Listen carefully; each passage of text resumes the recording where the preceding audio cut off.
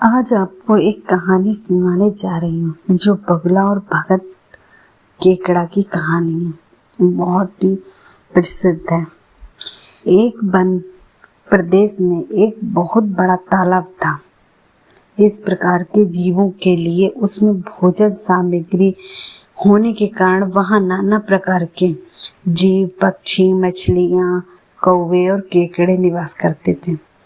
पास में ही बगुला रहता था जिसे परिश्रम करना बिल्कुल अच्छा नहीं लगता था। उसकी आंखें भी कमजोर थीं।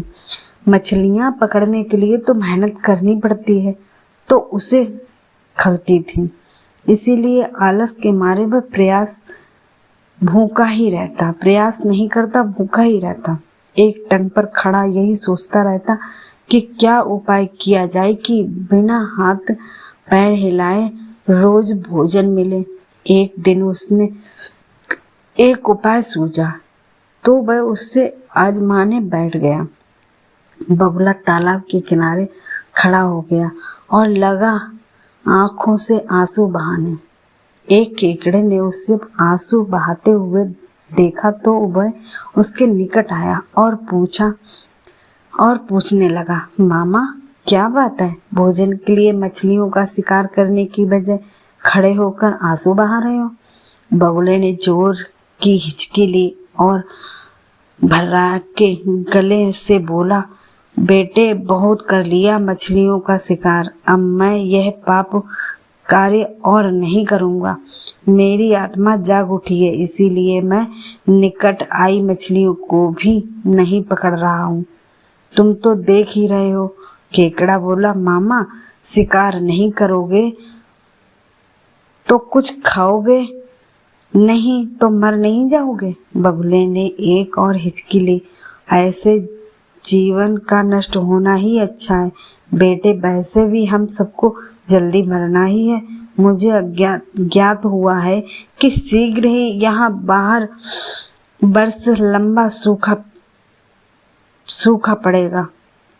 बगुले ने केकड़े को बताया कि यह बात उसे एक त्रिकालदर्शी महात्मा ने बताई है, जिसकी भविष्यवाणी कभी गलत नहीं होती। केकड़े ने जाकर सबको बताया कि कैसे बगुले ने बलिदान व भक्ति का मार्ग अपना लिया है और सूखा पड़ने वाला है। उस तालाब के सारे जीव, मछलियाँ, कछुए, केकड़े, बत्तख व सारस आदि दौड़े दौड़े बगुले के पास आए और बोले, भक्त मामा अब तुम ही हमें कोई बचाव का रास्ता बताओ, अपनी अक्ल लड़ाओ, तुम तो महाज्ञानी बन ही गए हो। बगुले ने कुछ सोचकर बताया कि वह वहां से कुछ कोस दूर एक जलाशय है जिसमें पहाड़ी झरना बहकर गिरता है। वह कभी नहीं सूखता। यदि जलाशय के सब जीव वहां चले जाएं तो बचाव हो सकता है। अब समस्या यह थी कि वहां तक जाए कैसे। बगुले भक्त ने यह समस्या भी सुलझा दी। मैं तुम्हें एक एक करके अपनी पीठ पर बिठाकर वहां तक पहुंचाऊंगा, क्योंकि अब मेरा सारा से जीवन दूसरों की सेवा करने में ही गुजरेगा। सभी जीवों ने गदगद होकर बगुला भगत जी की जय के नारे लगाए।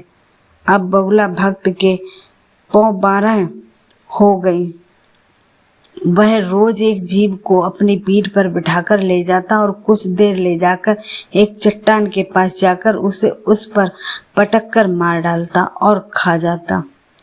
कभी मुड़ हुआ तो भगत जी 2 पेरे भी लगाते और 2 जीवों को चट कर जाते। तालाब में जानवरों की संख्या घटने लगी।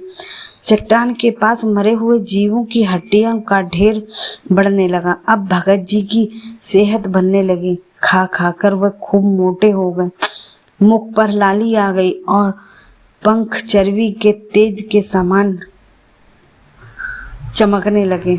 उन्हें देखकर दूसरे जीव कहते, देखो दूसरों की सेवा का फल और पुण्य भगत जी के शरीर को लग रहा है। बगुला भगत मन ही मन खूब हंसता। वह सोचता कि देखो दुनिया में कैसे कैसे मूर्ख जीव पड़े हैं जो सबका विश्वास कर लेते हैं। ऐसे मूर्खों की दुनिया में थोड़ी चालाकी से काम लिया जाए तो मजे ही मजे हैं।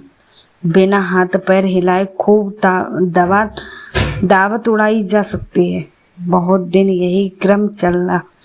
एक दिन केकड़े ने बगुले से कहा, मामा तुमने इतने सारे जानवर यहाँ से वहाँ पहुँचा दिए, लेकिन मेरी बारी अभी तक नहीं आई। भगत जी बोला, बेटा आज तेरा ही नंबर लगाते हैं, आज मेरी पीठ पर बैठ कर जा। केकड़ा खुश होकर बगुले की पीठ पर बैठ गया। अब वह चट्टान के निकट पहुंचा तो वहां हड्डियों का पहाड़ देखकर केकड़े का माथा ठनक गया। वह हल्काया, यह हड्डियों का ढेर कैसा है? वह जलाशय कितनी दूर है मामा? बगुला भगत ठाठा करके खूब हंसा और बोला, मूर्ख, वहां कोई जलाशय नहीं है। मैं एक एक को पीठ पर बिठाकर यहाँ लाकर खाता रहता हूँ। आज तू मरेगा। केकड़ा सारी बात समझ गया। वह सिहर उठा, परंतु उसने हिम्मत न हारी और तुरंत अपने पंजों को आगे बढ़ाकर उसने दुष्ट बगुले की गर्दन दबा दी और तब तक दबाए रखी जब तक उसके प्राण पखुए न उड़ गए। फिर केकड़ा बगुले भगत का कटा सिर लेकर तालाब पर लौटा और सारे जीवों को सच्चाई बता दी कि कैसे दुष्ट बगुला भगत उन्हें धोखा देता रहा। सीख, किसी की भी बातों पर आंखें मूंद कर विश्वास नहीं करना चाहिए। मुसीबत में धीरज व बुद्धिमान से ही कार्य करना चाहिए। पता नहीं लोग किस किस बातों में फंसा के और गलत काम कर दे, पता भी नहीं चलता है। इसीलिए बुद्धि से ही काम लेना चाहिए।